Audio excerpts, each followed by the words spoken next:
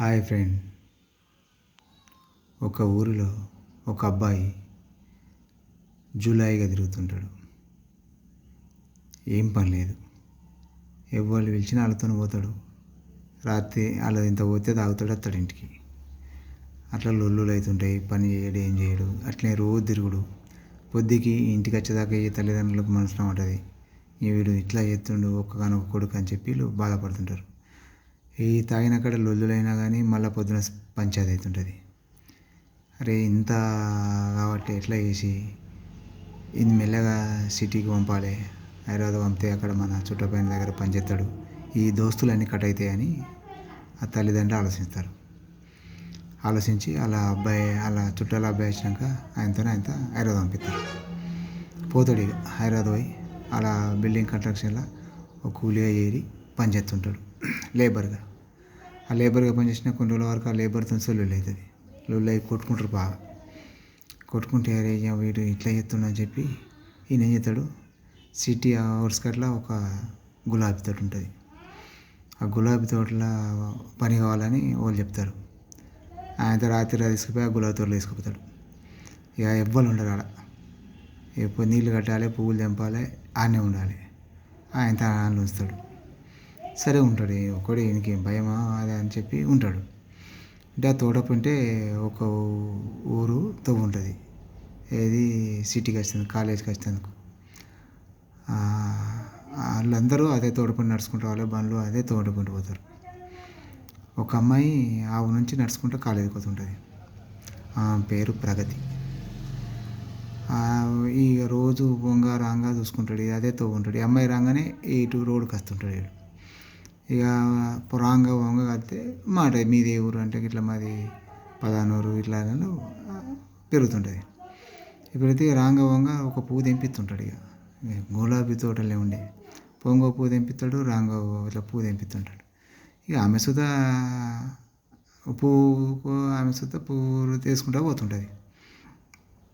కానీ ఇట్లా కొన్ని రోజుల వరకు డైరెక్ట్ ఇంటికే పోతాడు. ఇంటికి ఇక ఈ పని లేనప్పుడు ఇంటికే పోయి పొద్దు కింద ఇంటికి పోయి కొంచెం మాట్లాడుకొని వస్తాడు.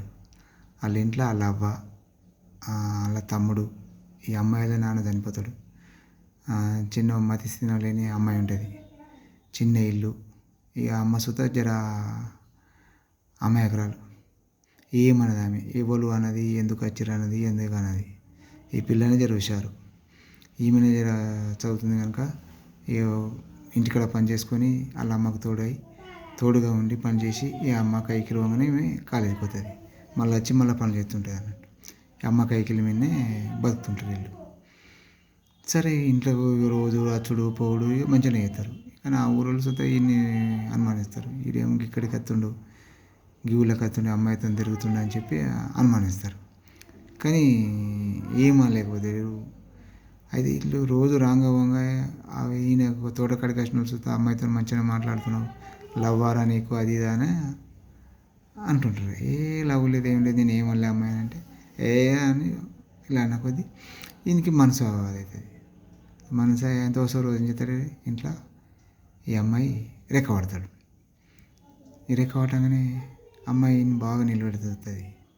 చూసి నువ్వు నా మనసును ప్రేమిస్తున్నావా, నా శరీరాన్ని ప్రేమిస్తున్నావా అని అడుగుతుంది. చప్పుడు చేయడు. నా మనసును ప్రేమిస్తే నేను చదువుకొని నాకు ఏదైనా జాబ్ వచ్చేదా కావు, పెళ్లి వేసుకుందాం. నా శరీరాన్ని ప్రేమిస్తే నువ్వు నీ ఇష్టం అని చెప్పి ఇంట్లోకి పోతుంది. వీడు స్టన్ అవుతాడు. నేను ఎందుకు ఇట్లా ఎత్తి అసలు ఈమె చెయ్యేందుకు పట్టుకుంటాని అది అవుతాడు.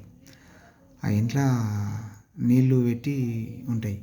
అవి నీళ్ళ కింద మంట పెడుతుంటారు. మంట ఉన్నది. 2 కొర్రాయిలు ఉంటాయి. కొర్రాయిలు తీసుకొని తొడకెట్టుకుంటాడు. 2 తొడకెట్టుకుంటాడు. పెట్టుకొని కాలుతాయి. అవి ఒర్రుతాడు. ఒర్రి ఆ నీళ్ళు నెత్తిన పోసుకుంటాడు. మొత్తం నెత్తిన నీళ్ళు పోసుకుంటాడు. ఆయన తడికి వెళ్ళేస్తాడు. తోడకత్తాడు. మళ్ళీ ఏమైందని చెప్పి ఆమె ఇంట్లోకి రూమ్లోకి బయటకు వస్తుంది. ఉండడు. వెళ్ళేస్తాడు. వెళ్ళేసి తోడకాడికి వస్తాడు. తోడకాడికి వచ్చినాక నైటే ఆయనతో మళ్ళీ తోలుకపోయిన వస్తాడు. ఇక్కడ బతుకమ్మ పండుగ వస్తుంది, దసరా వస్తుందని చెప్పి తోలుకురమ్మని ఇలా మనం చెప్తారు. ఆయనతో రాత్రి ఆయనతో అయ్యి చల్ ఇంటికి తోలుకో అని చెప్పి తోలుకొస్తాడు. ఇంటికి తోలుకొచ్చే వరకు ఇంటికి వస్తాడు. ఆయనకి అసలు సిటీకి వచ్చింది తెలియదు, అంటే ఏం తెలియదు. సిటీ నుంచి ఇటుకి వస్తాడు. ఈ తోట ఇవే తెలుసు. చక్కగా ఇంటికి వస్తాడు. ఇంటికి వచ్చి ఈయనే ఉంటాడు. ఇక ఈ అమ్మాయిని లవ్ చేసింది కానీ బయట వాళ్ళే. ఈ అమ్మాయి ఆడనే ఉంటుంది. వీడికి వచ్చినాక ఇక ఈయన్ని మళ్ళా జరుగుతుంటాయి.